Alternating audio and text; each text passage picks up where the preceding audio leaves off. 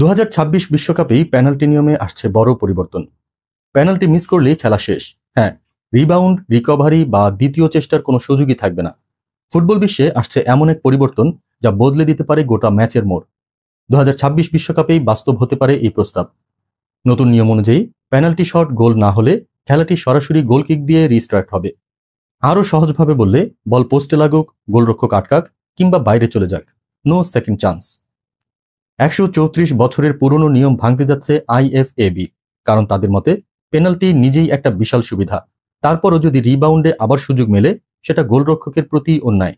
এই প্রস্তাবকে জোর সমর্থন দিচ্ছেন legendary referee peer Luigi Kalina. তিনি বলছেন, 75% পেনাল্টি এমনিতেই সফল হয়, তারপরও আবার সুযোগ না ভাই, এবার আর নয়। এই নিয়ম বাস্তবায়িত হলে পেনাল্টি শট আর আগের মতো থাকবে না। দায়িত্ব হবে এক শটে ম্যাচ গড়ার। রিবাউন্ড, গোল, আগে ভাগে ঢুকে পড়া, সব বিতর্কের ইতি ঘটবে এক নিয়মেই। ফুটবলের পাতায় লেখা হতে যাচ্ছে এক নতুন অধ্যায়।